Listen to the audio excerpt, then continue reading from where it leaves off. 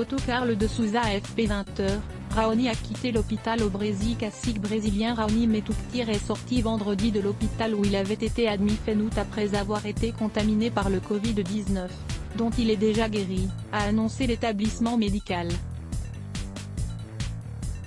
Il a passé une bonne nuit et est sorti de l'hôpital en bonne santé. Nous allons rester en contact avec l'équipe médicale qui le suit dans son village, a déclaré le médecin Douglas Yanai, cité dans un communiqué. Plus tôt dans la journée, l'Institut Raoni avait déjà annoncé que Raoni était remis d'une inflammation cardiaque, effet collatéral du Covid-19, et qu'il était guéri de la maladie infectieuse. 18h10, près de 9000 nouveaux cas en France dans un bilan communiqué par la Direction Générale de la Santé. 8 975 nouveaux cas ont été détectés en France sur les dernières 24 heures. Le nombre de clusters est 2640, soit 53 nouveaux depuis jeudi. Concernant les hospitalisations pour des cas de Covid, il y en a actuellement 4671 en France, dont 292 au cours des dernières 24 heures. 18h00, l'OMS n'envisage pas de vaccination généralisée avant 2021. L'Organisation mondiale de la santé, OMS, a annoncé vendredi ne pas s'attendre à une vaccination généralisée contre le Covid-19 avant mi-2021, tandis que des chercheurs russes ont publié des résultats encourageants pour leurs candidats vaccins. Comme vous le savez, un nombre considérable de candidats sont maintenant entrés dans la phase 3 des essais. Nous en connaissons au moins 6 à 9 qui ont déjà parcouru un long chemin en termes de recherche, a déclaré une porte-parole de l'OMS, Margaret Harris, lors d'un point presse à Genève. Mais en termes de calendrier réaliste, nous ne nous attendons vraiment pas à voir une vaccination généralisée avant le milieu de l'année prochaine, a-t-elle ajouté, alors que les préparatifs pour la distribution d'un vaccin s'accélèrent notamment aux États-Unis. 17h05, le chômage baisse plus que prévu en août aux États-Unis. Le chômage a diminué plus que prévu en août aux États-Unis, repassant nettement sous la barre symbolique des 10% pour la première fois depuis le début de la pandémie, ce qui a réjoui Donald Trump à l'approche des élections. En août, le taux de chômage est tombé à 8,4%, contre 10,2% en juillet. C'est bien mieux qu'anticipé par les analystes, qui le voyait rester proche de 10%. 16h30, l'OM ferme son centre de formation après plusieurs cas détectés. Le club de football de l'Olympique de Marseille a décidé de fermer temporairement son centre de formation après la détection de cas de Covid-19, a annoncé vendredi le club de Ligue 1. Dans le cadre des tests de routine, écrit l'OM dans un communiqué, plusieurs cas de Covid-19 ont été détectés au sein du centre de formation. 12h38. Lyon et Villeurbanne, l'arrêté du port du masque suspendu après Strasbourg. Le tribunal administratif suspend l'arrêté du préfet du Rhône concernant l'obligation de porter un masque à Lyon et Villeurbanne, en vigueur depuis le 1er septembre, rapportent nos confrères du Progrès. Il est demandé au préfet de modifier l'arrêté d'ici mardi prochain à 12h, sans quoi la suspension sera définitive. Il est demandé de limiter les obligations de port du masque au seul territoire concerné représentant un risque particulier, précise le tribunal. Contacté par le Progrès, la préfecture indique qu'elle va ajuster l'arrêté en lien étroit avec l'ARS, agences régionales de santé, et les élus locaux des villes concernées. 12h07, un foyer d'infection dans une usine belge du numéro 1 mondial de la bière AB InBev. Un des principaux sites de production en Belgique du numéro 1 mondial de la bière AB InBev a été mis à l'arrêt depuis jeudi en raison de la découverte d'un foyer d'infection. Il s'agit de l'usine de Jupille-sur-Meuse, près de Liège, commune qui a inspiré le nom de la Jupiler, une des marques les plus connues du géant brassicole. 9 salariés y ont été testés positifs depuis 8 jours, et l'un d'eux est désormais hospitalisé dans un état critique.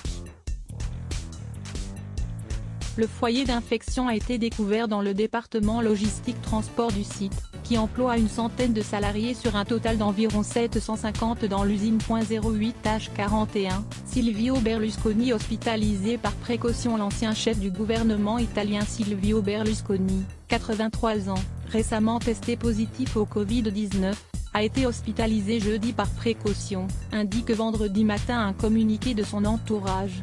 Le président Berlusconi a été hospitalisé à titre de précaution à l'hôpital San Raffaele de Milan après l'apparition de certains symptômes. Le cadre clinique ne donne pas de préoccupation, assure le bref communiqué. 08h33, 22 établissements scolaires et une centaine de classes fermées, une rentrée quasiment normale.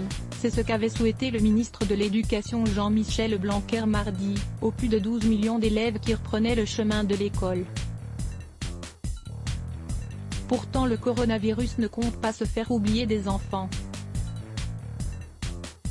Le ministre de l'Éducation Jean-Michel Blanquer a annoncé ce vendredi sur Europe 1 qu'à ce jour, 22 établissements scolaires étaient fermés en France en raison de cas avérés, 10 en métropole et 12 sur l'île de la Réunion, sur un total de 60 000.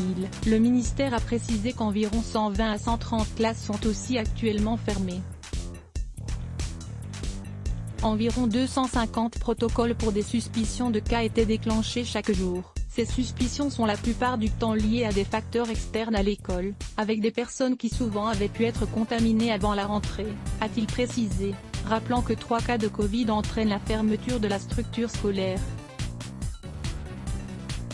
Interrogé pour savoir si les parents seraient aidés pour la garde de leurs enfants en cas de fermeture massive, il a répondu qu'en cas de phénomène ample, de fermeture, dans le futur, on déclencherait un protocole permettant d'aider les familles. Sur France Info, la ministre du Travail Elisabeth Borne a quant à elle expliqué qu'un dispositif d'indemnité journalière ou d'activité partielle sera mis en place pour les cas où il n'y aurait pas de garde. L'objectif est de trouver des solutions pour que les parents puissent continuer à aller travailler, a-t-elle souligné. 7h36, en Nouvelle-Zélande, le premier mort en plus de 3 mois. La Nouvelle-Zélande a enregistré son premier décès depuis le 24 mai. La victime, décédé vendredi dans un hôpital, était un homme d'une cinquantaine d'années qui faisait partie du foyer épidémique apparu en août à Auckland, selon un communiqué du ministère de la Santé. 6h22, Batman contaminé. Le tournage du dernier Batman a été arrêté au Royaume-Uni, a indiqué jeudi le studio Warner Bros., après qu'un membre de l'équipe a contracté le coronavirus. Il s'agirait selon le magazine Vanity Fair de l'homme chauve-souris lui-même, Robert Pattinson. 6h21, 7000 professionnels de la santé morts du Covid-19. Au moins 7000 professionnels de la santé sont morts du Covid-19 dans le monde, selon un rapport d'Amnesty International, publié jeudi. Parmi ces décès, au moins 1320 sont survenus au Mexique, le nombre le plus élevé connu pour un seul pays, note le rapport intitulé Le prix à payer pour soigner. 6h20, enquête sur la gestion de l'épidémie. Parlons. L'enquête sur la gestion de la pandémie par l'Organisation mondiale de la santé, OMS, a démarré jeudi. L'OMS, très critiquée pour sa réponse au Covid, a promis un accès complet à ses dossiers. Les États membres de l'Organisation mondiale de la santé étaient tombés d'accord en mai sur le principe d'une enquête indépendante. 6h18, au Brésil, 4 millions de cas. Le Brésil a dépassé jeudi le seuil des 4 millions de cas confirmés. Plusieurs mois de plateau interminable avec plus de 1000 nouveaux décès enregistrés presque tous les jours, le deuxième pays le plus touché au monde après les États-Unis semble enfin voir le bout du tunnel. Le nombre quotidien de morts commence enfin à baisser légèrement.